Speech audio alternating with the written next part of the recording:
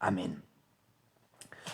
오늘 시간에는 출애굽기 강의 18번째 시간입니다. 10계명 강의 세 번째 시간으로서 제5계명과 제6계명에 대해서 살펴보도록 하겠습니다. 출애굽기는 크게 두 가지 분수령을 가지고 있습니다. 하나는 10계명을 주는 시내산에 올라서 10계명을 받는 그 장면, 이게 바로 출애굽기 20장이고요.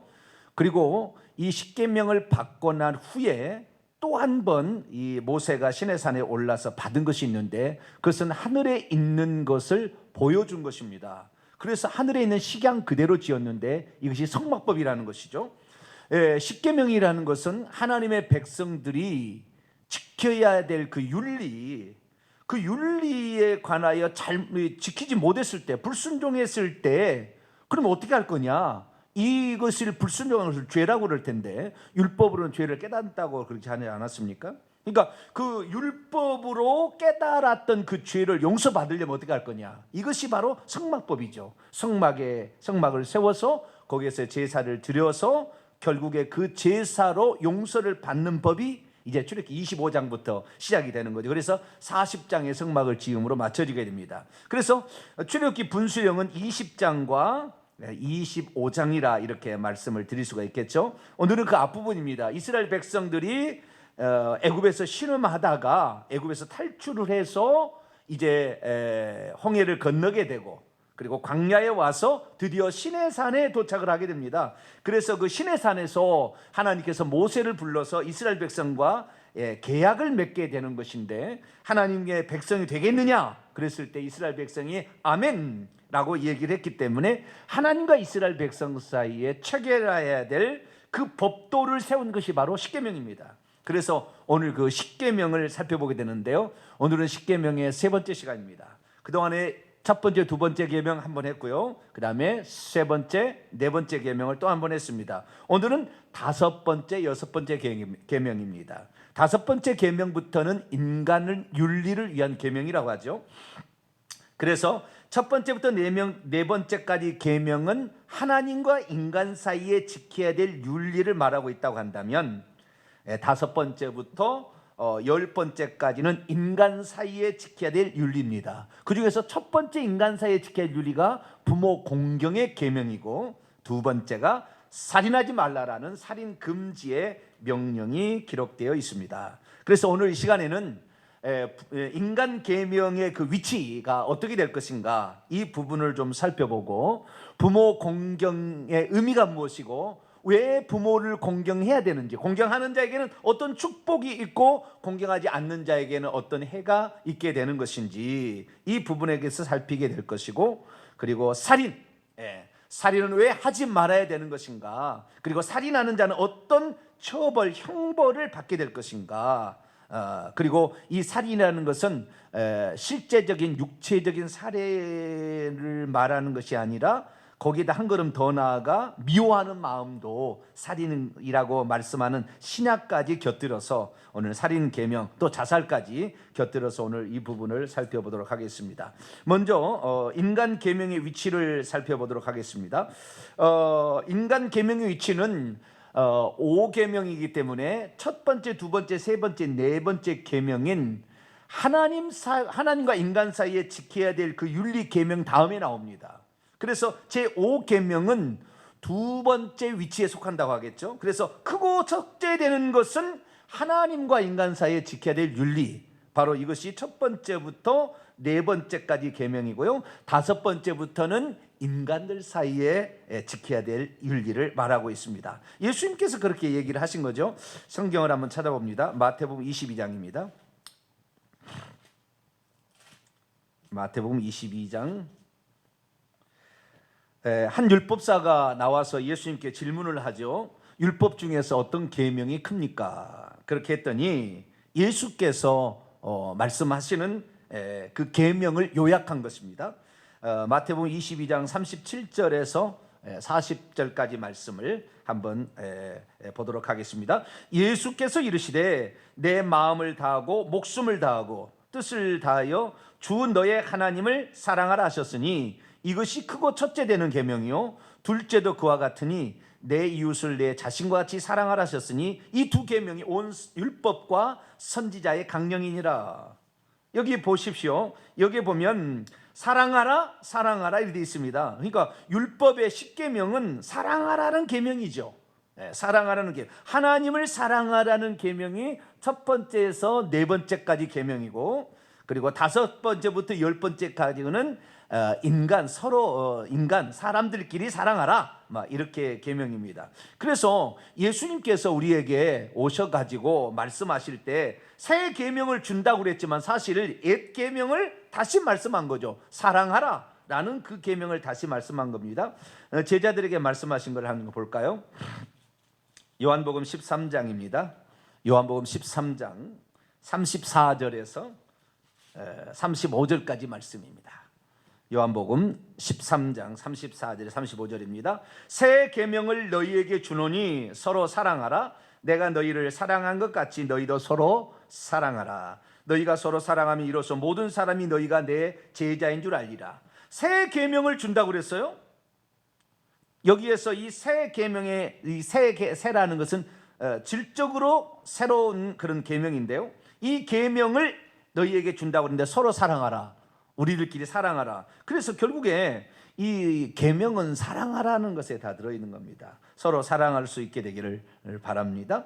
자, 그렇다고 한다면 이 인간 계명은 크고 첫째 되는 계명 후에 주어지는 계명이기 때문에 첫째 되는 계명보다는 조금 떨어지겠지만 그래도 우리 사이에 꼭 필요한 것입니다.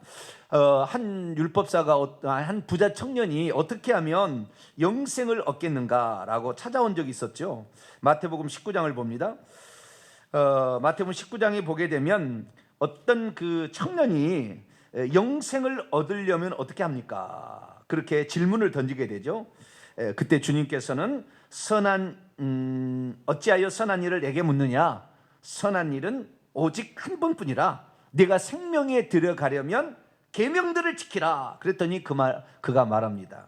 어느 계명입니까? 그랬더니 예수님이 살인하지 말라, 간음하지 말라, 도둑질하지 말라, 거짓 증언하지 말라, 내 부모를 공경하라. 이 5개에다가 이제 그 마지막 계명이 탐내지 말라라는 계명인데요. 이 탐내지 말라는 계명은 내 소유를 다 팔아 가난한 자들에게 주라 하는 것으로 이 부자 청년이 지켜오지 못했던 가장 약점을 얘기하므로 결국에 인간 계명도 우리가 생명에 들어가기 위해서는 매우 중요한 계명으로서 이렇게 설명해 주고 있습니다.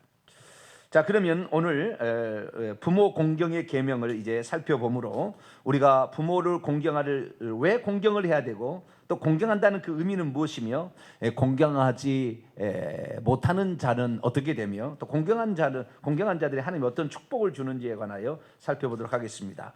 자, 출애굽기 20장 12절의 말씀입니다. 12절입니다. 내 부모를 공경하라. 그리하면 내 하나님 여호와가 내게 준 땅에서 내 생명이 길리라. 내 부모를 공경하라. 공경하라는 말의 의미가 뭘까요? 공경하다. 공경하다라는 것은 영어로 표현하면 honor your father and your mother. 너의 아버지와 너의 어머니에게 영예를 돌리라. 이렇게 영어는 번역하고 있습니다. 그렇다고 한다면 이 히브리어 원문에 의하면 공경하다라는 말의 의미는 무엇일까요? 이 히브리어로 보게 되면 공경하다는 카바드라는 단어를 쓰고 있습니다. 우리가 대체 어떻게 해야만이 부모를 공경한다고 말할 수 있을까요? 부모에게 음식을 잘 대접해 드리면 부모를 공경하는 것일까요? 아니면 절기 때마다 그 부모님을 여행을 보내드린 것이 부모를 공경하는 것일까요? 아니면 하루에 한 번 이렇게 전화를 이렇게 드리게 되는 것이 공경하는 게 좋을까요? 십계명을 사실 이렇게 크게 나누게 되면 긍정 명령문이 있고 부정 명령문이 있습니다. 그런데 이 내 부모를 공경하라라는 이 인간 계명의 첫 번째 계명은 무슨 계명이냐면 긍정 명령문이요. 긍정 명령문. 십계명이 어쩌면은 그 두 가지로 아까 구분할 수 있겠다 했죠. 첫 번째부터 네 번째까지는 하나님과 인간 사이에 지켜야 될 윤리를 말하고 있고, 5번째부터 10번째까지는 6가지는 인간 사이에 지켜야 될 윤리라고 할 수 있지만, 또 긍정 명령문, 부정 명령문이라는 것을 통해서 나누게 된다고 한다면, 이것은 긍정 명령문은 2가지고 부정 명령문은 8가지입니다. 그 중에서 하나님과 인간 사이에 지켜야 될 계명 가운데 긍정 명령문이 하나 나오고, 인간들 사이에 지켜야 될 계명 가운데 긍정 명령문이 하나 나옵니다. 그것은 무엇입니까? 안식일을 기억하여 거룩히 지키라. 이것은 하나님과 인간 사이에 있는 긍정 명령문. 그리고 내 부모를 공경하라 라고 하는 부분은 인간 사이에 지켜야 될 긍정 명령문입니다. 근데 여러분, 긍정 명령문과 부정 명령문이 있을 때에 나머지는 다 부정 명령문인데 어떤 것을 지키는 것이 쉬울까요? 그것은 긍정 명령문보다는 부정 명령문을 지키기가 쉽습니다. 왜? 그것만 하지 않으면 안 돼. 그것만 안 하면 되거든요. 절하지 말라 그러면 절하지 않으면 되잖아요. 거짓말하지 말라 그러면 거짓말 안 하면 되잖아요. 그런데 이 뭘 하라라는 이 긍정 명령은 되게 지키기가 어렵습니다. 안식일을 기억하여 거룩히 지키라. 안식일을 어떻게 지켜야 거룩하게 지키는 것인가? 안식일을 거룩하게 지키도록 하기 위해서는 어떻게 해야 될 것인가? 안식일 날 아무 물건도 사지 말아야 되는 것인가? 안식일 날은 예배만 드려야 될 것인가? 안식일 날은 기도만 해야 될 것인가? 안식일 날은 전도해야 되나? 안식일에는 무엇을 해야 되는가? 안식일에 혹시 음식을 사오면 안 되는가? 뭐 여러 가지 이렇게 하는 게 복잡해집니다. 뿐만 아니라 부모를 공경하는 것도 그래요. 아까도 제가 얘기했습니다마는 부모를 공경하는 데 있어서 한 달에 한 번씩 음식을 해가면 부모를 공경하는 것입니까? 뭐 날마다 전화를 해야 뭐 부모를 공경하는 것입니까? 아니면 부모의 말동무가 되어드리는 것이 부모를 공경하는 것입니까? 아니면 부모가 기뻐할 수 있도록 어떤 앞에서 뭐 유머를 하게 되는 것이 공경하는 것입니까? 공경한다는 말도 상당히 쉽지 않습니다. 그래서 우리가 부모를 공경하라라는 이 말의 의미가 무엇인지를 알고 우리가 부모를 공경하게 되면은 우리가 훨씬 더 부모 공경하기 쉽겠죠? 그래서 이 부모를 공경하다라는 카바드라는 히브리어 원문을 찾아서 다 조사해 봤더니 성경에 보게 되면 딱 4가지 용도로 쓰이고 있는 것을 보게 됩니다. 그래서 우리가 부모를 공경한다라고 얘기했을 때 부모를 공경하는데 어떻게 하는 것이 부모를 공경하는 것인가? 이 부분을 정확히 알려면 이 부분에 관하여 한글 성경이 어떻게 카바드를 번역해 왔는가 이런 것을 살펴볼 때 도움이 되겠죠. 첫 번째는 뭐냐? 부모를 공경하라는 첫 번째 의미는 부모의 말을 무겁게 여기라 그런 말입니다. 열왕기상 2장 10절 한번 찾아봅니다. 열왕기상 2장 10절.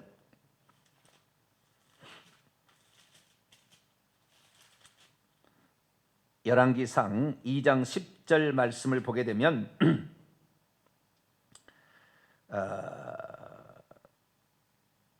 열왕기상 12장 죄송합니다. 12장 10절입니다. 죄송합니다. 열왕기상 12장 10절 르호보암 왕 때에 일어난 이야기인데요. 함께 자라난 소년들이 왕께 아래 이르되 이 백성들이 왕께 아라기를 왕의 부친이 우리의 멍에를 무겁게 하였으나 왕은 우리를 위하여 가볍게 하라 하였은즉 왕은 대답하기를 내 새끼손가락이 내 아버지 허리보다 굵으니 여기 보니까 왕은 우리를 위하여 우리의 멍에를 무겁게 하였으나 왕의 부친은 우리의 멍에를 무겁게 하여 솔로몬을 지칭하는 거죠. 우리의 멍에를 무겁게 하여서 왕 르호보암 왕이여 당신을 이제 가볍게 하라 했는데 여기서 무겁게 하다라는 말이 카바드라는 단어입니다. 그래서 이 우리가 부모를 공경한다는 말의 가장 중요한 의미는 무엇이냐? 바로 부모의 말을 무겁게 여기는 것이죠. 중하게 여기는 것이다. 부모의 말을 가볍게 넘어가는 것이 아니라 부모의 말을 귀담아 듣고 그 말씀을 무겁게 생각해서 지키려고 노력하는 것, 바로 이것이 바로 부모를 공경하는 의미가 되겠습니다.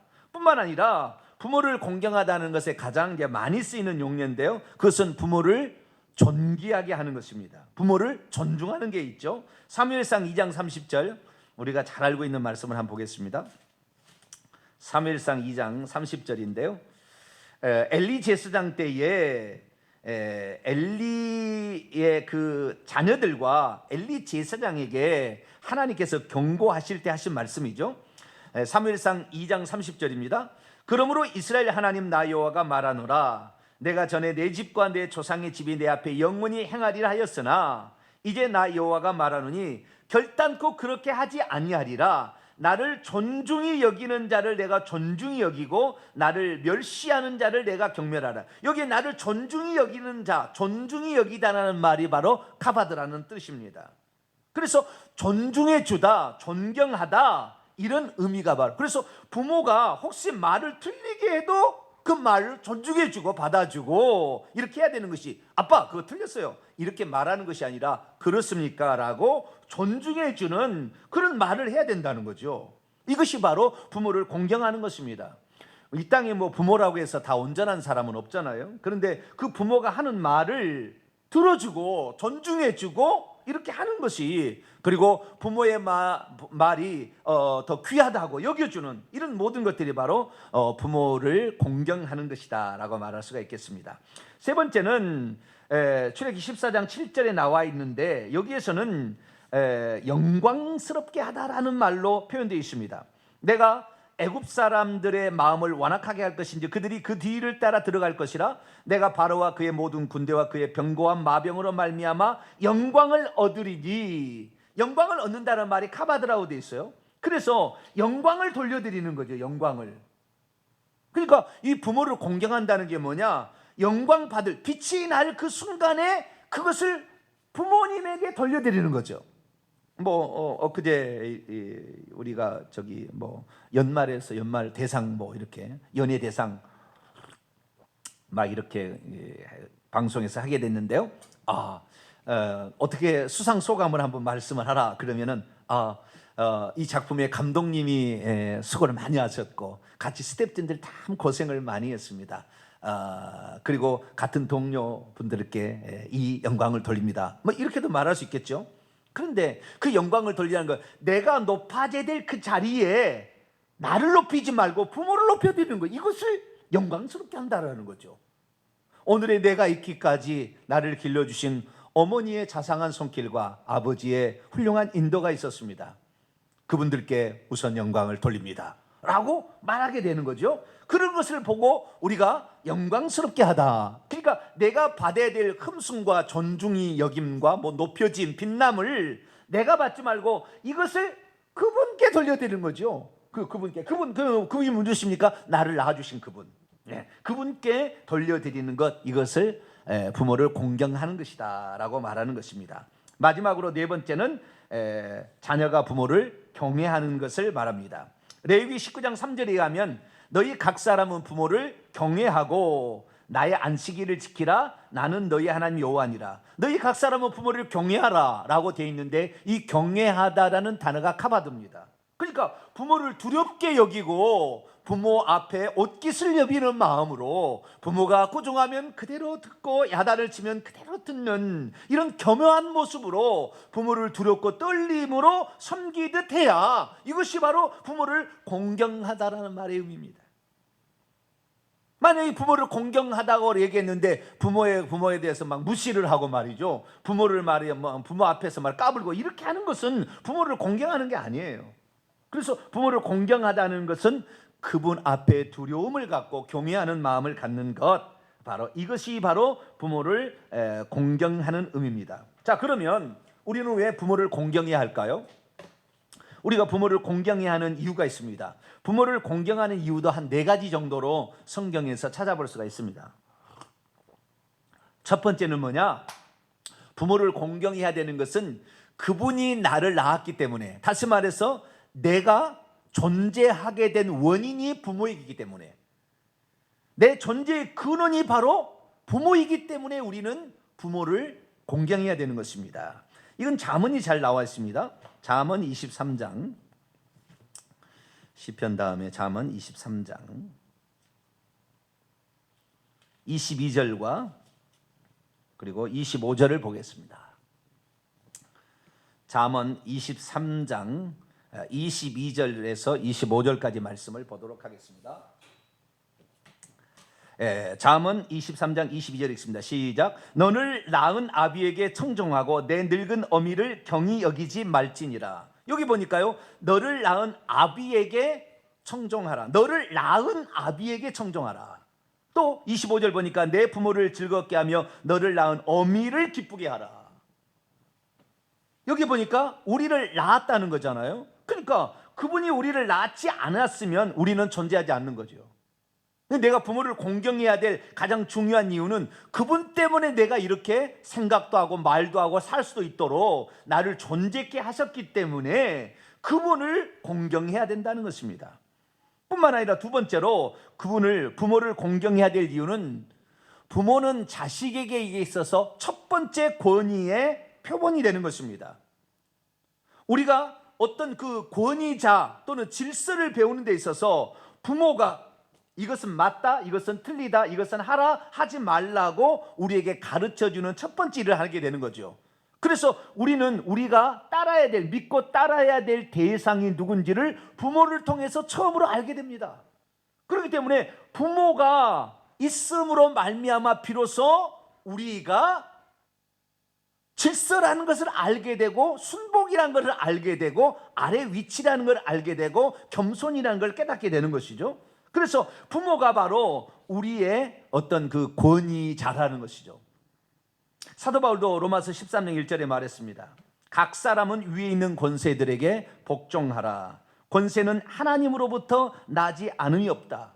그러니까 결국에 이제 네 번째 가서 이유를 제가 밝히겠습니다만은 우리가 부모를 공경해야 될 이유는 1계명하고 아주 많은 관련이 있습니다. 1계명은 나 외에 다른 신을 내게 두지 말라고 그랬잖아요. 근데 5계명은 내 부모를 공경하라 이렇게 돼 있는데, 부모를 공경하라라는 것은 부모를 공경함으로 말미암아 우리의 최고의 권세자이신 하나님을 경외하는 법을 배우는 겁니다. 그러니까 부모를 경외할 줄 모르는 놈은, 부모를 공경할 줄 모르는 자는 하나님을 공경하고 하나님을 섬기는데 부족하게 된다는 거죠. 그래서 우리가 이 나를 낳아주신 육신의 부모를 공경함으로 하늘에 계신 그 아버지를 공경하는 연습, 훈련을 할 수 있다는 거죠. 그러니까 이 두 번째, 자식이 부모를 공경함으로 말미암아 권위가 무엇인지를 알고 거기에 복종하는 연습을 할 수 있는 거죠. 그래서 우리가 이 권위 아래 있어야 되는데 하나님의 권위를 무시해서는 우리가 천국 갈 수 없잖아요. 그래서 이 자식은 부모를 통하여서 비로소 권위가 뭔지를 배울 수 있기 때문에 우리는 부모를 공경해야 되는 것입니다. 세 번째는 하나님의 언약을 계승해 주는 위치에 있기 때문에 그런 거죠. 창세기 28장 1절로 4절 보면 이삭이 야곱을 불러 그에게 축복하여 말합니다. 당부하여 말합니다. 너는 가나안 사람들 중에 딸들 중에서 아내를 취하지 말고 내 친척에게 가서 아내를 맞이하라라고 말씀하시면서 우리가 믿고 있는 그 전능한 하나님께서 내게 복을 주시게 되면 너는 반드시 복을 받게 되는 것인데 가나안 땅을 기업으로 차지하게 될 것이고 많은 후손들이 내게 될 것이다. 그래서 많은 후손과 그리고 땅의 축복을 얻게 하시는 분이 하나님이심을 이 부모가 자녀에게 가르치는, 이삭이 야곱에게 가르치는 겁니다. 그래서 우리는 부모로부터 신앙을 배우기 시작하는 거예요. 신앙의 계승자죠. 신앙을 계승해 주는 자죠. 그렇기 때문에 우리가 부모를 통하여서 신앙을 배우게 되는 겁니다. 이 땅에 가장 안타까운 것은 뭐냐면 부모가 이단에 속한 사람들이에요. 부모가 이단에 속하게 되면 자녀들은 어떻게 됩니까? 자녀들은 당연히 그 부모의 손을 잡고 가게 되겠죠. 그러면 어떻게 됩니까? 이단에 빠지게 되는 건데요. 어렸을 때부터 부모의 권위에 우리는 사람은 순종해야 되기 때문에 안 따라갈 수 없는 일이고, 그러다 보면은 이단에 빠지게 돼서 만약에 죽게 된다 그런다면 지옥에 떨어질 거 아닙니까? 그래서 하나님을 믿고 있다는 이 사실 자체가 얼마나 좋은지 모르는데, 이 믿음을 유산으로 물려줄 수 있으려면 나중에 어른 돼서 예수 믿기 힘듭니다. 어렸을 때부터 교회를 다녀서 하나님을 아는 사람은 혹시 세상에 가서 방황하고 혹시 죄를 짓다가도 부모의 기도가 생각이 나서 부모가 나를 사랑한 것을 생각이 나서 하나님께 기도했던 것이 생각이 나서 다시 돌아올 수 있는 거죠. 그렇기 때문에 이 믿음의 유산을 밀려주음으로 말미암아 내가 보다 더 빨리 하나님을 알고 천국에 들어가고 죄사함을 받을 수 있는 그 은혜를 받게 해주는 원천이 누구냐? 그것이 바로 우리의 부모라는 거예요. 그렇기 때문에 우리는 우리에게 부모가 설령 이 땅의 것을 먹고 마시는 또 집이나 이런 것들을 못 해준다 할지라도 신앙을 나에게 물려줬다는 사실 자체만으로 우리의 영혼을 위한 놀라운 준비를 할 수 있도록 나에게 먼저 그 기회를 주셨다는 그 자체만으로도 우리는 부모를 공경해야 되는 것이죠. 그리고 마지막으로 하늘에 있는 영적 아버지를 어떻게 섬길 것인가를 우리의 부모를 통하여 배울 수 있기 때문에 하나님께서는 우리에게 부모를 공경하라라고 말씀하고 있는 것입니다. 말라기 1장 6절 보면 이런 말씀이 있습니다. 내 이름을 멸시하는 제사장들아, 나 만군의 여호와가 너희에게 이르기를 아들은 그 아버지를, 종은 그 주인을 공경하나니 내가 아버지일진데 나를 공경함이 어디 있느냐? 여기 보니까 내가 너의 아버지인데 나를 공경해야 되지 않겠느냐라고 말하는 것을 결국에 이스라엘의 영적인 아버지가 하늘의 아버지인 것을 예수님도 이렇게 기도, 너희는 이렇게 기도, 하늘에 계신 우리 아버지요, 우리들의 영적인 아버지가 있다. 그런데 그 영적인 아버지를 공경하려면 이 땅에 있는 부모를 공경하고 복종할 줄 알아야 비로소 하늘의 아버지에게도 복종하고 이게 나갈 수 있다는 것을 그냥 말해준 거 아닙니까? 그렇기 때문에 결국에 부모를 공경하는 것은 결국에 하나님을 잘 섬기기 위한 1계명을 잘 지키기 위해서 5계명도 필요한 것이다. 그래서 5계명을 잘 실천하는 사람들은 어떻게 되느냐? 1계명도 잘 실천하게 되는 거예요. 자기 부모를 공경할 줄 모르고 늘 부모를 업수히 여기는 자는 결국에 하나님도 업수히 여기고 하나님도 그렇게 한다 그 말이에요. 이런 자들을 하나님이 가만 놔두지 않아요. 성경은 부모를 공경하지 않는 자를 가만두지 않습니다. 부모를 공경하지 않는 자는 반드시 죽이라. 아예 죽이라. 아예 죽이라 이렇게 말씀을 하고 있습니다. 출애굽기 21장을 한번 열어볼까요? 출애굽기 21장 보면 15절입니다. 15절과 17절을 한번 봅니다. 15절입니다. 자기의 아버지나 어머니를 치는 자는 반드시 죽일지니라. 17절, 자기의 아버지나 어머니를 저주하는 자는 반드시 죽일지니라. 성경에 보면은 죽여라, 사형시켜라고 이렇게 말하는 것이 몇 가지가 나옵니다. 우상 숭배한 자들은 사형시키라. 이 사형시킨다는 말은 돌로 쳐 죽이는 것입니다. 돌로 쳐 죽이라 말하는 것이 우상 숭배할 때 우상 숭배자들은 그렇게 하라고 돼 있어요. 뿐만 아니라 부모를 공경하지 않는 자, 이 자 돌로 쳐 죽이라. 나중에 사람을 살인해도 쳐 죽이라. 사람을 유괴해도 쳐 죽이라. 이런 말이 막 나옵니다. 그래서 또 간음하는 자도 둘 다 어떤 합당한 증거가 없으면 돌로 쳐 죽이라 이렇게 말하는 거죠. 그래서 이 부모를 공경하지 않는 거, 우상 숭배하는 거, 살인하는 거, 간음하는 거 이런 것들은 돌로 쳐 죽이는 거예요. 그래서 이 부모를 공경하지 않는 것은 결국에 하나님을 공경하지 못하게 되는 것이니까 하나님께서는 부모 공경의 명령을 강하게 강조를 하게 된 것입니다. 우리는 모두가 다 부모를 공경하고 부모의 말을 중히 여기고 부모를 높여드리고 그 다음에 부모를 존귀하게 만들며 부모를 잘 그 말씀을 따라서 순종하는 저와 여러분 되시길 바랍니다. 그러면 부모를 공경하는 자는 어떤 복이 있을까요? 출애굽기 20장으로 다시 넘어갑니다. 출애굽기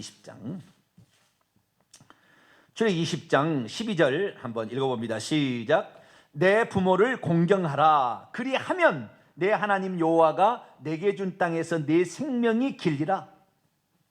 여기 보니까요, 부모를 공경하라. 그리하면 내 아버지와 내 어머니를 공경하라. 그리하면 내 하나님 여호와가 내게 준 땅에서 내 생명을. 그래서 사도 바울은 에베소 6장 1절 3절 보면 이 내 부모를 공경하는 명령은 그리하면 뭐 해주겠다 하나님 약속하고 있으니까 약속 있는 첫 번째 계명이다 그렇게 말하고도 있습니다. 그래서 우리가 부모를 공경하는 자를 하나님, 그런 자는 하나님도 잘 섬기잖아요. 그렇기 때문에 이런 자들에게 축복을 약속하고 있는데, 첫 번째 축복은 내 생명이 길리라. 하나님께서 주는 그 땅에서 그 생명이 긴다. 이 생명이 긴다는 말이 아니라 원문에 보면 내 날들이 길게 될 것이다. 날들이 길게, 날이라는 것은 우리가 사는 날이겠죠. 그래서 생명의 날들이 길어진다. 한마디로 장수한다는 거잖아요. 그래서 부모를 공경하는 자의 첫 번째 축복은 장수한다라고 나와 있습니다. 우리가 정말 장수를 해야 되겠는데, 어떻게 장수를 하느냐? 보약을 잘 먹어서 장수를 하느냐, 병원을 잘 다녀서 장수하느냐, 그게 아니라 부모를 공경하는 자에게는 하나님께서 그런 축복을 준다 그랬다 그 말이에요. 그래서 우리가 물론 몸의 건강을 위해서 뭐 보약도 먹어야 되겠고 운동도 열심히 해야 되겠지만, 가장 중요한 것은 마음을 다스리는 문제인데, 부모를 공경하는 그 마음이 치유자가 되어서 우리의 질병을 낫게 하므로, 부모를 공경하는 그 마음, 효도하는 그 마음이 우리의 질병을 앗아가서 우리를 건강케 한다. 그러니 우리가 그 부모를 공경하는 마음, 이것이 바로 하나님을 경외하는 마음으로 이제 승화되어서 발전되는데, 그렇게 되었을 때 하나님께서는 그 사람에게 오래도록 살 수 있도록 해준다. 육체만을 위해서 아니라 그의 마음의 영혼, 그 마음이 생각을 가진 것을 어떻게 가졌느냐에 따라서 사람이 어쩌면은 마음의 심령의 마름은 병이 이렇게 들게 되면, 심령이 썩게 되면 사람이 병도 든다 그러잖아요. 그래서 우리의 그 마음이 부모 공경의 마음으로 말미암아 우리 안에서 뭐 엔돌핀 같은 이런 게 막 나오게 되면 우리가 건강해진다 말하고 있어요. 그런데 이 출애굽기에서는 복이 한 가지밖에 나와 있지 않는데요, 출애굽기 말고 신명기서, 그러니까 출애굽 2세대들에게 주어진 십계명, 거기에 보면 축복이 하나 더 있습니다. 신명기 5장을 열어봅니다. 신명기 5장 16절입니다. 신명기 5장 16절. 신명기 5장 16절 읽어봅니다. 너는 내 하나님 여호와께서 명령한 대로 내 부모를 공경하라. 그리하면 내 하나님 여호와가 내게 준 땅에서 내 생명이 길고 복을 누리리라. 여기 보니까 내가 준 땅에서 생명이 길고, 이건 똑같은 거죠. 아까 생명이 길고 내 날들이 길어지고, 그 다음에 복을 누리리라. 원문에 하면은 너가 잘 된다, 형통한다 그 말이잖아요. 형통한다. 그래서 우리가 이 땅에서 어떤 형통함, 시간이 지나면 지날수록 잘 되는 것이 형통함인데, 이런 형통함이 어떻게 오느냐? 부모를 잘 공경하는 것, 부모를 잘 공경하게 되면 하나님도 잘 공경하게 돼요. 그러게 되면 형통함이 임한다 그 말이에요. 그러면 부모를 공경하는 것과 하나님을 공경하는 것의 복의 차이는 뭘까요? 하나님을 경외하는 것은 후손까지도 복을 주는 거예요. 그러니까 예를 들어서 이 계명을 보게 되면 신명기 5장 10절입니다. 나를 사랑하고 내 계명을 지키는 자에게는 천대까지, 그 후손까지 복을 준다 얘기하고 있는데, 부모 공경의 축복은 너가 라고 얘기하므로 당대라고 딱 얘기합니다. 그래서 부모 공경의 축복은 내 자손까지 복이 가지는 않아요. 나 당대, 나에게만 주어질 축복인데, 그렇더라 할지라도 자신의 생명이 길어지고 날들이 길어지고 뿐만 아니라 형통하게 되는 이 축복은 부모 공경의 축복으로 있기 때문에 우리는 부모를 잘 공경할 수 있게 되길 바랍니다. 에베소서 6장입니다. 사도 바울도 그 부분에 관하여 특별히 강조해서 말을 했습니다. 에베소서 6장 1절로 3절입니다. 자녀들아, 주 안에서 너희 부모에게 순종하라. 이것이 옳으니라. 내 아버지와 어머니를 공경하라. 이것이 약속이 있는 첫 번째의 계명이니, 이로써 내가 잘되고 형통하고 땅에서 장수하리라. 똑같이 얘기하고 있지 않습니까? 그래서 우리가 이 땅에서 부모를 공경하는 것은 하나님을 잘 섬기기 위해서도 필수적이다. 하나님을 섬기는 데 필수적이다. 그리고 부모로부터 내가 나왔기 때문에 부모를 공경하는 것은 나를 공경하는 거나 마찬가지라고요. 나를 공경하는 거나 마찬가지. 그래서 나의 존재의 근원, 그분을 우리가 공경하는 것인데, 그런 공경으로 말미암아 나를 잘 존귀 여기고 나를 귀하게 여기는데 복이 되는 거죠. 나를 학대하고 나를 멸시하고 나를 없이 여기면 이 사람은 오래 못 가는 거예요. 오래 장수 못 하는 것입니다. 어떻게 해야 됩니까? 나를 귀히 여기고 나를 낳아주신 부모가 그분 때문에 나는 존재했다. 내 존재의 근원은 내 부모다라고 생각하면서 그 부모를 공경하고 그 부모를 높여드릴 때 우리가 이 땅에서 장수하고 형통의 축복을 받을 줄로 믿습니다. 그렇다 한다면 우리가 부모를 만약에 공경하지 않게 될 때 그런 사람은 어떻게 될까요? 아까 출애굽기 21장에도 말씀, 그런 사람은 돌로 쳐 죽이라고 그랬어요. 즉시 죽이라고 그랬습니다. 신명기 27장 16절에는 어떻게 말하고 있습니까? 부모를 공경하지 않는 자의 나중에 모습을 한번 살펴볼까요? 신명기 27장 16절 말씀입니다. 신명기 27장 16절입니다.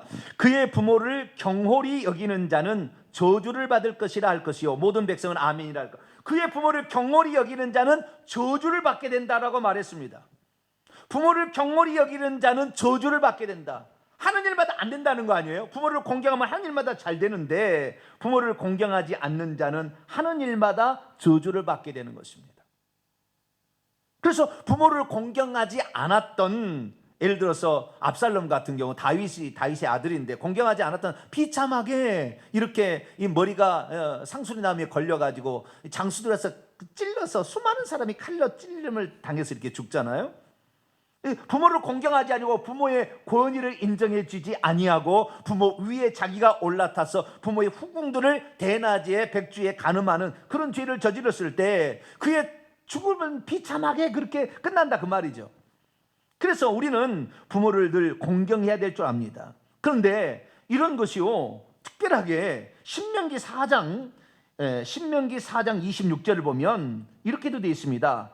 내가 오늘 천지를 불러 증거를 삼노니 너희가 요단을 건너가서 얻는 땅에서 속히 망하게 될 것이라. 우리가 망하게 되는 것도 있고요, 뿐만 아니라 더 무서운 것은 잠언에 나와 있습니다. 잠언 20장 20절입니다. 부모를 공경하지 않게 될 때 어떻게 될 것이냐. 잠언 20장 20절입니다. 잠언 20장 20절. 자기의 아비나 어미를 저주하는 자는 그의 등불이 흑암 중에 꺼짐을 당하리라. 흑암 속에 들어가서 결국에 거기에서 비참한 운명을 맞이한다. 부모를 공경하지 못하는 자에게 하나님이 주시는 마지막의 형벌은 지옥에 떨어지는 거예요. 지옥에 떨어지는 거예요. 이 땅에서 죽을 때도 비참하게 죽어요. 잠언 30장 17절 말씀을 보면 아비를 조롱하며 어미를 순종하기를 싫어하는 자의 눈은 골짜기 까마귀에게 쪼이고 독수리 새끼에게 먹히리라. 강도를 만났는지 가다가 뭐 전쟁에 나서 죽었는지 좌우지간 죽은 시체에 눈구멍을 파먹는다 그 말이에요. 새들이 와서 얼마나 비참하게 죽어갑니다. 이것이 바로 부모를 아비를 조롱하고 어미에게 순종하기를 싫어하는 자가 이렇게 된 건다, 이렇게 경고하고 있습니다. 그래서 부모를 공경하지 않는 자는 저주를 받을 것이래. 그 저주는 비참하게 죽게 될 것이고 결국에 흑암 중에 떨어져서 거기서 슬피 울매게 되는 저주를 받는 그 마지막은 지옥에 떨어지는 거예요. 이게 부모를 공경할 줄 모르는 사람은 하나님도 결국에 공경할 줄 모르게 되니까 당연히 지옥에 떨어질 수밖에 없겠죠. 그래서 우리 모두는 부모를 공경할 줄 아는 그런 사람이 될 수 있기를 축원합니다. 이제는 여섯 번째 계명으로 들어가도록 합니다. 출애굽기 20장 13절입니다. 출애굽기 20장 13절. 살인하지 말라. 여기 살인하지 말라 이렇게 되어 있는데요. 라차흐라는 거죠. 라차흐 앞에 이 로라는 이 히브리어 그 부정사가 있습니다. 절대라는 말이 절단코. 그래서 십계명에 이 8가지가 하지 말라고 되어 있는데 이 하지 말라고 되어 있는 모든 동사 앞에 로가 있습니다. 이것은 결단코라는 거예요. 절대 그런 거예요. 절대 사람을 죽여서는 안 된다라고 말하고 있는 것이죠. 왜 사람은 죽이면 안 될까요? 우리는 뭐 닭도 잡고 뭐 옛날에는 개도 잡고 뭐 돼지도 잡고 그랬잖아요. 동물은 잡을 수 있는데 왜 사람은 잡는 이상하네요. 예, 동물은 죽이는데 왜 사람은 죽여서는 안 될까요? 사람을 죽이는 문제는 약간의 다른 문제가 있습니다. 왜냐하면 구성 성분이 좀 다르기 때문에 그렇습니다. 동물은 흙으로 그냥 만들었습니다. 흙으로 만들었어요. 그런데 사람은 흙으로 만든 부분만 있는 것이 아니라 흙으로 만드는 부분이 있음과 동시에 영적인 없어지지 않는 또 다른 영적인 어떤 존재가 있다는, 이걸 영혼이라고 얘기를 하는데, 사람은 그래서 육체와 영혼으로 구성되어 있는데, 이 영혼과 육체가 구성된, 육체와 영혼이 만났을 때 살아있는 것이고요, 사람이 죽는다는 것은 육체로부터 영혼이 떠나갈 때, 이때를 죽었다고 얘기를 하잖아요. 그래서 사람의 영혼이 육체를 떠나가게 하는데, 이 영혼의 그 다음의 문제가, 사람을 죽여버리면 그 다음에 있을 세상에 대한 준비가 안 될 수가 있는 거예요. 자, 그래서 우선 우리가 왜 이 사람을 죽여서는 안 된가? 동물은 좀 죽여도 뭐 되는 것 같은데, 이 왜 사람은 죽여서는 안 되는가? 그 이유를 살펴보게 되면 크게 세 가지로 이렇게 나눠볼 수가 있습니다. 그것은 뭐냐? 첫째, 이 영혼의, 우리의 생명의 주권이, 우리의 영혼의 주권이 하나님에게 있기 때문에 그렇습니다. 다시 말해서 내가 이 땅에 존재하게 됐을 때 부모로부터는 육신을 물려받았겠지만, 부모님이 자궁 중에서 나의 육신을 만들게 될 때, 물론 부모가 만드는 것도 아닙니다. 뭐 사람이 손이 들어가서 만든 거 아니고 하나님이 다 만들어 주는데, 어쨌든 부모가 태중에서 10달 동안 이 육신을 만들고 있을 때 하나님도 동시에 영혼을 만들어서 넣어주는 거죠. 그 넣어주는지 부모로서 분리 유전되는지 잘 모르겠지만, 자우디는 그때 창조되는 것은 분명합니다. 우리 엄마의 뱃속에 있을 때 사람의 영혼도 동시에 생성돼. 그래서 태아를 만약에 낙태를 시키면 그의 영혼은, 태아는 이미 영혼이 생성돼 있다고요. 그러니까 절대 낙태하면 안 됩니다. 그게 몇 주가 되는지 잘 모르겠지만, 좌우지간 몇 주 된데도 그 영혼이 있는 것이 나와. 그렇기 때문에 절대 낙태하면 안 됩니다. 그런데 우리의 육체가 이 빚어질 때 영혼도 같이 빚어진다 그 말이에요. 그런데 육체는 죽어서 흙으로 돌아가면 끝나겠지만, 영혼은 죽어서 죽지 않는다 그 말이에요. 영원히 산다 그 말이에요. 어디 가서 영원히 사냐? 천국에서 영원을 살든지 지옥에서 영원히 살든지 둘 중에 하나를 살게 되는데, 만약에 이 생명의, 먼저 봅시다. 생명의 주권이 하나님께서 이 창조를 했으니까 주인 마음대로 하도록 해야 된다 그 말. 그러니까 우리가 죽는 것은 하나님께서 내 영혼을 취하여 감으로 죽어야지, 내 육체를 끊어가지고 영혼을 탈출시키게끔, 영혼이 그냥 떠나가게끔 만들어서는 안 되는 거죠. 그래서 생명의 주권은 하나님께서 영혼을 창조했으니까 창조주가 그 영혼을 데려갈 수 있도록 하려면 하나님이 그의 생명을 데려갈 때까지 인간이 함부로 사람을 죽여서는 안 된다 그 말이죠.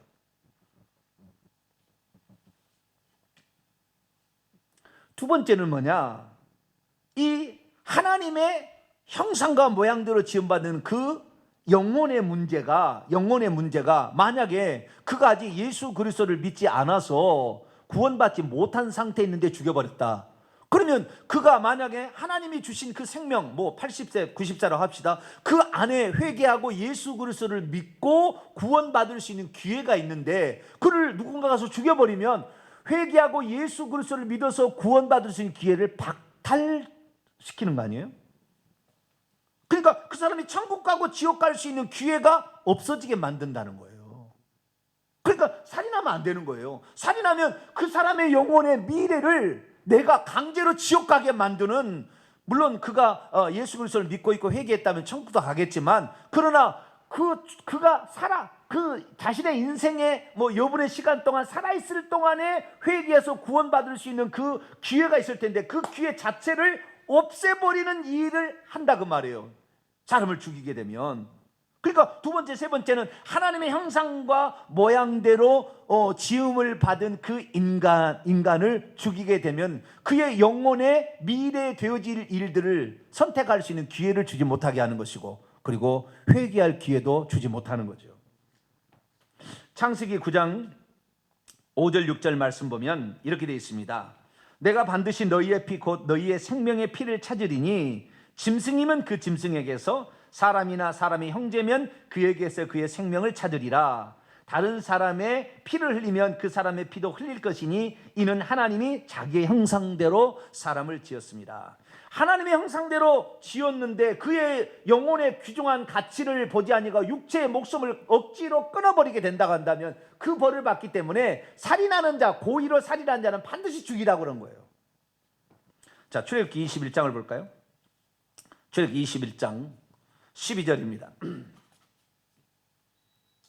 출애굽기 20장 12절 말씀 같이 읽어보죠. 시작. 사람을 쳐 죽인 자는 반드시 죽일 것이나, 여기 뭐 사람을 쳐 죽인 자는 반드시 죽이라고 그랬어요. 왜요? 하나님의 형상대로 지음받아서 나중에 천국 갈 수 있는 사람으로 이 땅에 태어나게 했는데 네가 가서 목숨을 끊어버리면 말미암아 영원히 안주할 집을 잃어버리게 한 거 아니냐. 그러니까 너도 그 많은 대가를 받아야 된다라는 거잖아요. 그래서 사람은 절대 죽이지 말아야 되는 것입니다. 어느 날 요한복음 8장에 보면 현장에서 가늠하다 붙잡힌 한 여인의 그 이야기가 나오잖아요. 예수님을 궁지에 몰기 위하여 가늠하다가 현장에 붙잡힌 여인을 끌고 와서 예수님이 말을, 주님, 율법이 하면 이 여자를 돌로 치라겠거늘 당신은 어떻게 할 겁니까? 라고 물어봤죠. 예수님께서 허리를 굽으시자 땅에 글씨를 쓰시더니 하신 말씀이 죄 없는 자가 먼저 돌로 치라. 만약에 그의 여자를 돌로 치라고 만약에 명령을 했다 그렇다고 한다면 그 여자가 간음죄를 지은 것을 회개할 기회가 없이 죽어버리면 그의 영혼은 지옥 갈 수 있다고 말이에요. 그런데 만약에 거기서 살려서 회개할 수 있고 예수 그리스도를 믿어서 천국 갈 수 있는 기회를 줄 수 있으면 그 영혼은 얼마나 복받는 영혼이 되는 것이에요. 하나님은 모든 사람이 구원을 받으며 천국에 들어오기를 원하시는데, 회개하게 이르시기를 원하시는데 그 기회를 박탈시킨다고 말이에요. 그렇기 때문에 예수님께서는 어떻게 했어요? 죄 없는 자가 먼저 돌로 치라. 그랬더니 어른부터 시작해서, 왜? 어른이 죄를 많이 졌잖아요. 어른부터 시작해서 어린아이까지 다 가더라. 그랬더니 주님께서 그 여인에게 말합니다. 너를 정죄한 자가 어디 있느냐? 아무도 없나이다. 나도 너를 정죄하지 아니하노니 가서 다시는 죄를 범치 말라. 가서 다시는 죄를 짓게 되면 그 죄가를 지불하게 될 텐데 내가 오늘 너희 살려줄 테니까 너는 회개해서 다시는 이런 죄를 짓지 말도록 해라. 만약에 죄를 짓는다고 하면 너도 그 죄값으로 지옥에 떨어지니까 내가 너를 살려주마. 그래서 예수님께서는 생명을 사랑해서 살인하지 않도록 그 여자를, 그렇다고 해서 율법에 이 죽이라고 했는데 죽이라는 말을 안 할 수 없으니까 죄 없는 자가 먼저 돌로 치라. 죽이라 그랬다 했거든요. 그죠? 죄 없는 자가 없으니까 그걸 못한 게 얼마나 지혜롭게. 역시 하나님이시잖아요.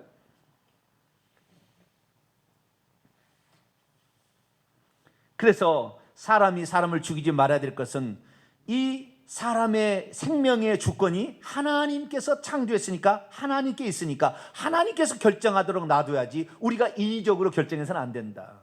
우리가 죽여서 그 사람이 구원받을 수 있는데 구원받을 기회를 박탈시켜서 안 되는 것이고, 그가 회개할 수 있는데 회개할 기회마저 주지 않게 된다고 한다면 얼마나 그 영혼이 억울하겠는가. 그래서 살인한 자는 반드시 죽이라, 이렇게 말씀을 했다는 거죠. 그래서 우리는 절대 다른 사람을 해하는 일을 하지 말아야 되겠습니다. 뿐만 아니라 다른 사람을 해하지 말아야 될 뿐만 아니라 나도 해하지 말아야 돼요. 남을 죽이는 것을 살해라고 한다면 나를 죽이는 것은 자살이라고 하잖아요. 근데 나를 죽이는 것도 하지 말아야 됩니다. 나를 죽이는 것 자살인데요, 자살하지 말아야 되는 거죠. 왜 자살하지 말아야 되느냐? 나가 나를 죽이는 것은 나를 잘 아는데, 내가 나를 죽이게 되면 내가 나에게 살인죄를 저지르게 된 겁니다. 그러면 살인죄는 반드시 죽이는 형벌이고 이건 저주받아 지옥에 갈 건데, 살인자들과 이것은 불과 유황으로 떨어진다고 그랬지 않습니까? 자, 요한계시록 21장 8절을 봅니다. 요한계시록 20장 8절을 보면, 그러나 두려워한 자들과 믿지 않는 자들과 흉악한 자들과 살인자들과 음행자들과 점술가들과 우상숭배자들과 모든 거짓말하는 자들은 불과 유황으로 타는 못에 던져지니 이것이 둘째. 이 살인자들은 반드시 지옥에 떨어진다, 이렇게 돼 있어요. 그렇기 때문에 이 지옥에 떨어지는데 회개를 하면 되잖아요. 우리가 지은 죄에 대해서 회개를 하게 되는데, 내가 나를 죽여버렸어요. 살인죄를 저질렀습니다. 그런데 내가 나를 죽인 그 죄를 회개하려면은 육체가 있을 때 회개하는 것이, 영혼이 육체 안에 들어있을 때 회개가 되는 것이지, 만약에 영혼이 육체를 벗어나는 그 순간에 영혼만 있을 때는 영만 있을 때는 회개할 수 없어요. 천사는 영만 있기 때문에 회개가 안 됩니다. 한 번 타락은 영원한 타락이고 그들은 돌이킬 수가 없어요. 그러나 우리는 육체가 안에 영혼이 있을 때는 회개할 수 있는 기회를 하나님이 주신 거예요. 그래서 내가 나를 죽이게 되면 영혼이 육체가 분리가 되기 때문에 그 순간에 이제는 돌아올 수 없는 강을 건너버렸기 때문에 영혼이 회개한다고 해서 될 수 없는 거예요. 귀신들이 하나님의 한 분을 믿는다 할지라도 천국에 못 들어가는 거 마찬가지죠. 우리가 죽어서 회개해봤자 슬피 울며 이를 가봤자 아무 쓸모없는 거예요. 이 살아있을 때, 육신이 살아있을 때 회개해야 회개하는 것입니다. 죽기 전에 회개해야 되는데 죽이고 나서는 회개가 안 되는 거죠. 그러니까 자살한 사람은 100% 지옥에 가는 것입니다. 절대 자살하지 말아야 되는 거예요. 그 자살할 용기가 있으면 그것으로 세상을 다시 한번 살아봐야 돼요. 우리나라에 특별히 대한민국에 산다는 것은 다시 살 수 있는 재생의 기회가 얼마나 많은지 몰라요. 도움을 요청하는 전화를 하게 되면 도와줄 사람도 많습니다. 우리 하나님이 또 살아계시잖아요. 죽지 않게 하시는 거잖아요. 기도하시고 부르짖고 알바만 해도 되잖아요. 직장 없어도 되잖아요. 얼마든지 살아갈 수가 있잖아요. 그렇기 때문에 다시 시작하면 되는 것입니다. 과거에 자신의 잘못, 부끄러움이 있다 할지라도 다시 시작하면 되는 거죠. 그래서 자살하면 절대 안 된다. 그러면 이 자살하지 않고 또 남을 죽이지 않고 이렇게 이제 해야 되는데도 불구하고 만약에 그럼에도 불구하고 죽였다. 그렇게 되면 어떻게 됩니까? 성경에 보게 되면은 아까도 얘기했습니다만은 그 자신이 처벌을 당해서 즉결로 죽임을 당해야 되는 것이고 또한 하나님 나라를 얻지 못하고 결국에 불못에 떨어지는 그 결과를 얻게 된다. 그래서 우리는 절대 자살하면 안 되고 남을 죽였어도 안 될 줄로 믿습니다. 자, 그런데 이런 일도 또 있어요. 내가 고의로 그렇게 했을 때는 사람을 쳐 죽였을 때는 반드시 죽일 것이라고 돼 있지만 내가 죽이고 싶지 않았는데 어쩌다가 죽임 당할 수도 있잖아요. 이 성경에 그런 그 이야기가 나오고 있습니다. 어떤 이야기가 민수기 35장에 보게 되면 어떤 사람이 부지 중에 사람을 죽였다는 거예요. 도끼질을 하게 되는데 도끼자루가 빠져가지고 상대방을 쳐가지고 머리를 쳤겠죠. 깨져서 죽었다 그 말이에요. 그것은 내가 그 사람을 죽이려고 고의로 살해한 것은 아니거든요. 그런데 그 사람이 자기가 나의 실수죠. 나의 실수로 말미암아 고의가 아니지만 부지 중에 잘못을 범해서 결국에 그 사람이 죽게 되어서 그런데 살인한 자는 반드시 죽이라 했기 때문에 그 사람을 죽이려고 하는데 그 사람이 살 수 있는 방법이 있다. 그것은 도피성이다라고 말하고 있습니다. 도피성을 하나님께서 만들어서 만약에 고의로 살해하지는 않았는데 우연치 않게 어쩌다가 실수로 살해했을 경우에는 그 도피성으로 빨리 도피해서 거기에서 대제사장이 죽을 때까지 거기에 있다가 나오라 라고 성경은 우리에게 말하고 있는 것입니다. 민수기 35장을 한번 읽어보도록 하죠. 민수기 35장, 신명기 19장, 그 다음에 여호수아 20장에 보면 이 도피성에 관한 이야기를 말하고 있습니다. 민수기 35장 11절에서 5절까지 봅니다. 11절에서 15절까지 민수기 35장 11절에서 15절입니다. 너희를 위하여 성읍을 도피성으로 정하여 부지 중에 살인한 자가 그리로 피하게 하라. 이는 너희가 복수할 자에게 도피하는 성을 삼아 살인자가 회중 앞에 서서 판결을 받기까지 죽지 않게 하기 위함이니라. 너희가 줄 성읍 중에 6을 도피성이 되게 하되 세 성읍은 요단 이쪽에 두고 요단 동편에 두는 거죠. 세 성읍은 가나안 땅 요단 서편에 두어 도피성이 되게 하라. 이 6성읍은 이스라엘 자손과 타국인과 이스라엘 중에 거류하는 자의 도피성이 되리니 부지 중에 살인한 모든 자가 그리로 도피할 수 있으리라 라고 말하고 있습니다.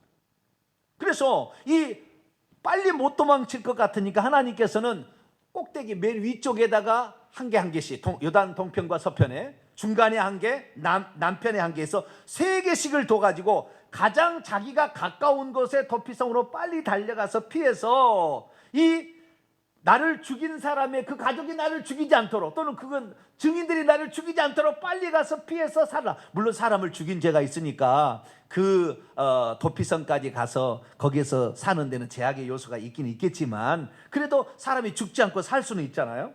그래서 요단 이 동편에 베셀, 길르앗, 라못, 바산, 골란, 요단 서편에는 게데스, 세겜, 기랏, 아르바, 이 세 개씩의 6 성읍을 하나님이 구별하여 이렇게 하라고 그랬습니다. 도피를 피하라고 그랬습니다. 이것은 고의로 살해하지 않은 거예요. 그런데 하나님께서 살인을 허용할 때가 있어요. 어느 건 전쟁할 때죠. 전쟁할 때는 살인을 허용하는 것입니다. 그러면 하나님 왜 전쟁을 허용하나? 전쟁은 하나님께서 더 이상 그 백성의 소망이 없을 때 마지막 최후로 심판하는 징계입니다. 이 징계는 이 세상이 가장 악할 때 그렇게 되는 거예요. 악한 자들이 있을 때 그렇게 되는 것입니다. 그래서 전쟁을 허용하는 것은 심히 죄악이 클 때, 우리나라 6.25 동란도 신사참배의 죄와 기독교인들이 죄를 저질렀어요. 그래서 결국에 하나님께서 허용하는 거거든요. 그래서 이 전쟁은 하나님의 심판의 도구이기 때문에 허용이 됩니다. 그것을 제외한 모든 것은 다 어떻습니까? 사람을 죽여서는 안 되는 것이죠. 사람을 죽인 자는 반드시 죽임 당할 것이고, 요한계시록에 보니까 결국에 살인자들은 불과 유황에 타는 못에 던져진다, 이렇게 말하고 있습니다. 민수기 35장 31절을 보면 고의로 살인죄를 범한 살인자는 생명의 속전을 받지 말고 반드시 죽이라, 이렇게 되어 있습니다. 그래서 이 레위기 24장 17절에도 사람을 쳐 죽인 자는 반드시 죽이라. 그래서 살인해서는 살 수 없는 거죠. 왜? 하나님의 형상대로 지음받은 하나님께서 지은 그 영혼을, 사람이 인위적으로 영혼을 그냥 밖에 가도록 쫓아버리는 것이잖아요. 하나님께서 데려가야 되는데 그 영혼을 인간이 쫓아버린 결과니까 그 참혹한 형벌이 자기가 받게 된다는 것이죠. 그래서 우리는 절대 사람을 해하거나 또 자기 자신을 해하지 않게 되길 바랍니다. 우리 교회에 엊그제 그 송구영 신임회를 드렸는데 가족별 안수기도가 있었습니다. 근데 7살, 이제 올해 7살 학교 들어간 애가 있는데 김루아가 있는데요, 여자입니다. 축복 기도할 때 기도 제목을 써오라 했는데 기도 제목을 써왔어요. 요만 종이에다가 써왔는데요. 1번 예쁘게 말하기. 예쁘게 누구한테 말을 안 했는지 예쁘게 말하기. 12번째 항목 가니까 루아를 사랑하기, 이렇게 돼 있더라고요. 루아가 보통 사람이 산다면 나를 사랑하기 그렇게 했을 텐데, 제 3인칭처럼 루아를 사랑하기, 상당히 문학적 기질이 있는 것 같아요. 자기를 왜 그랬냐? 자기를 사랑하고 싶다고, 자기를 학대하면 안 되겠다고 생각했는 모양이에요. 그래서 나를 사랑하고 싶어요. 그래서 그런 기도를 썼다고 하는데요. 나를 사랑해야 됩니다. 나는 존귀한 자잖아요. 내가 이 땅에 잘만 살게 되면 천국에 들어가서 영생 복락을 누릴 하나님의 상속자 자녀가 될 사람이잖아요. 내가 구원받으면 천사도 흠모할 만한 위대한 자가 될 거잖아요. 이 땅에 혹시 못 먹고 살아도, 거지처럼 살아도 그의 영혼이 천국 가면은 그냥 발이 땅에 안 닿을 정도로 기뻐한다잖아요. 참 그런 나라가 있어요. 그래서 우리가 우리 자신을 많이 아껴야 됩니다. 많이 소중하게 여기고 존귀한 자로 여기고 격려하고 늘 북돋고 이렇게 할 수 있게 되길 바랍니다.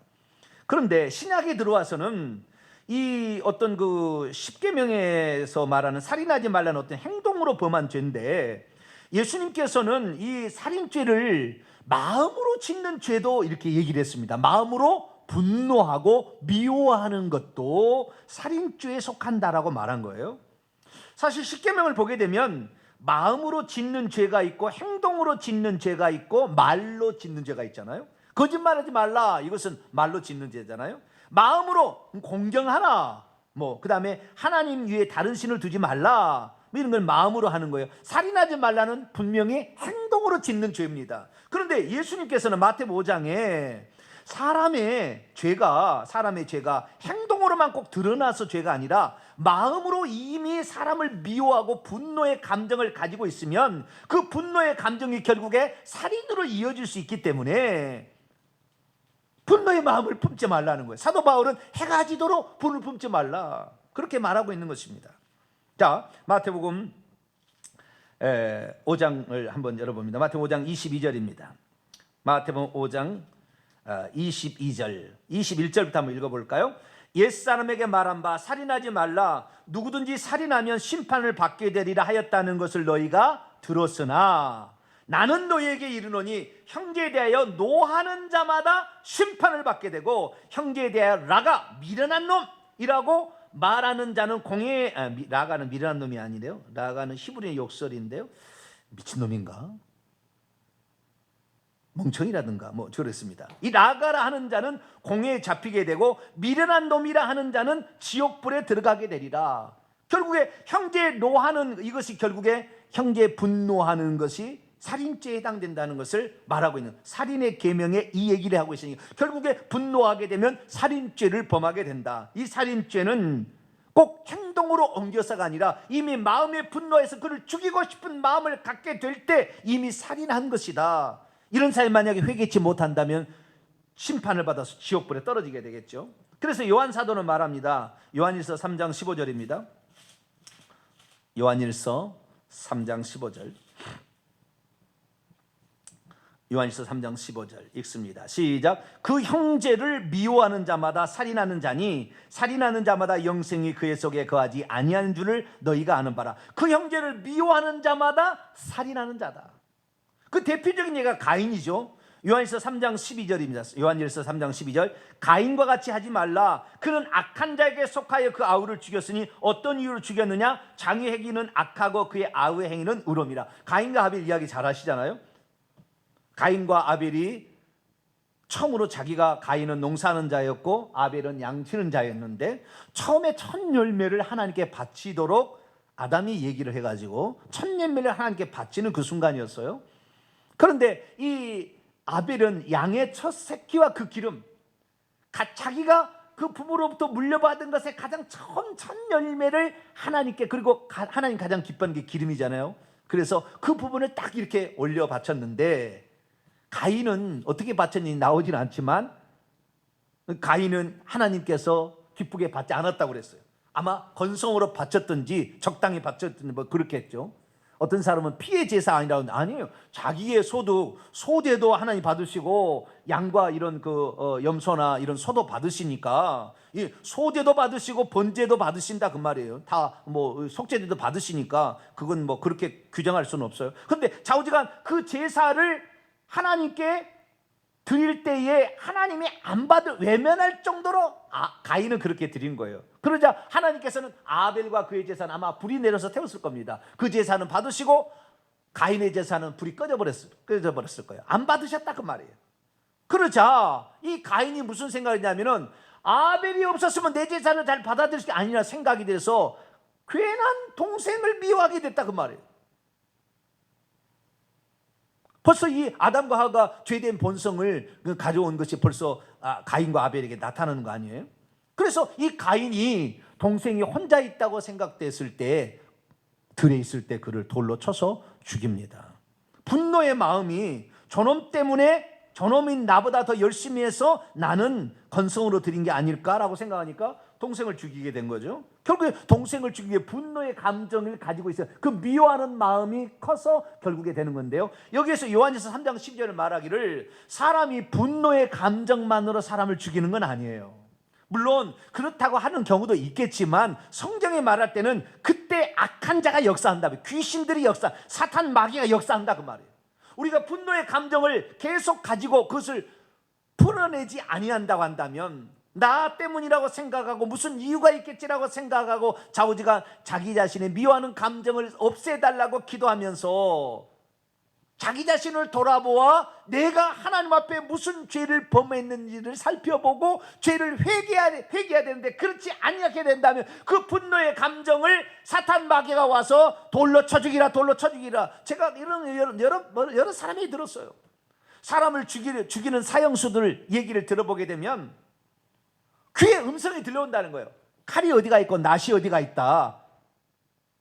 그 다음에 이 자살한 사람들은 지금 아파트에서 뛰어내리라. 계속 귀 속에다가 말이 들려온다는 거예요. 말이. 말을 않지만 이 말이 들려오는 거예요. 잘 말을 하지 않지만. 그럼 나중에 뚝 까놓고 얘기해봐서 상당히 그런 말이 나오는 것입니다. 왜? 악한 자가 마지막 역사하는. 그래서 우리가 어쩌면은 상대방에 대해서 미워하는 마음을 하나도 안 가질 수는 없어요. 우리가 사람인데 미워하는 마음이 있겠죠. 그러나 미워하는 마음을 계속 갖고 있으면 악한 자가 틈을 타서 사로잡아서 나중에는 어떤 일을 저지르도록 만든다 그 말이에요. 그렇기 때문에 해가 지도록 분노를 품지 말라. 그래서 우리는 어떻게 해야 합니까? 상대방이 나를 아프게 하고 나를 괴롭혔을 때 주여 저들은 저들의 죄를 알지 못합니다. 저들의 죄가 어떤 죄인지를 깨닫게 해 주옵소서. 그리고 지금 저들이 짓는 죄를 하나님 지금 책망하지 마시고 지금 어떠면 죽이지 마시고 그에게 회개할 수 있는 기회를 주옵소서라고 우리가 기도를 해야 되겠죠. 그래서 그도 회개할 수 있도록 인도하는 것, 그것이 바로 우리가 해야 될 일입니다.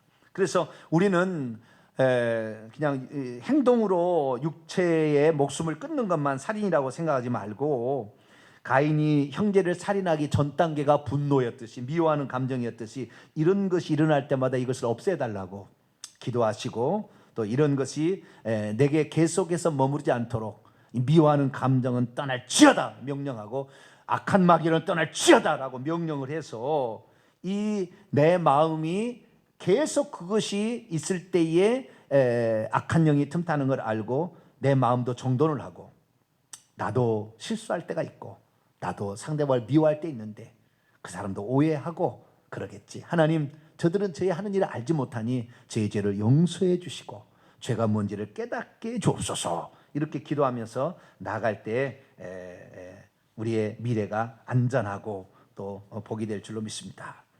오늘은 이 부모 공경의 문제와 그리고 살인하는 문제, 자살의 문제까지 살펴보았습니다. 이 부모를 공경하는 문제는 긍정명령문이라 이게 지키기가 쉽지 않습니다. 그러나 우리 오늘 카바드라는 그 원문에 따라서 부모의 말씀을 중하게 여기고 부모를 존귀하게 여기고 부모를 영광스럽게 해드리며 그리고 부모를 경외하는 저와 여러분이 되시기를 바라고, 사람을 죽이는 문제는 단순한 육체의 목숨을 끊어버리는 문제가 아니라 영혼을 위한 결정타를 날리는 것이다.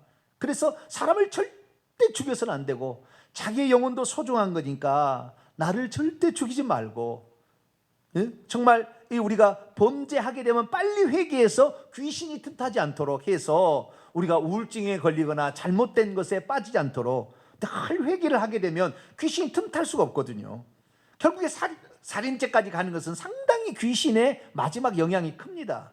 그래서 우리 스스로의 분노만으로는 사람을 죽이지 않고 악한 자가 틈을 타니까 그런 분노의 감정이 계속 있지 않도록 우리가 기도하고 풀어버리고 또 감사하면서 그리고 용서를 비는 기도를 통하여 원수를 사랑하는 그런 기도를 통하여 원수까지도 사랑해서 그들이 오히려 나를 축복할 수 있도록 그런 사람으로 우리가 살아가게 되기를 간절히 바랍니다. 기도하겠습니다. 거룩하신 하나님, 오늘 부모 공경의 문제와 그리고 살인하지 말라 살인 금지의 명령을 들었습니다. 인간 계명에 관한 하나님의 말씀이 얼마나 소중한지, 하나님 부모를 공경하여 장수하고 형통하는 복을 받게 하시고 살인하지 말아서 그도 예수 믿고 회개하여 천국 갈 수 있는 기회를 박탈하는 일을 하지 말게 하시고 하나님이 영혼을 데려가도록 놔줘야지 내가 육체를 깨뜨려 영혼을 밖에 쫓아내는 일을 하지 않도록 도와주셔서 누구든지 회개하고 예수 믿고 천국 갈 수 있도록 그들을 사랑하고 아껴주고 절대 미워하는 감정 갖지 말고 그래서 귀신에게 속지 말고 그들의 영혼을 위해서 축복하고 기도하는 저희들 되게 해 주옵소서. 우리 주 예수 그리스도의 이름으로 기도하옵나이다.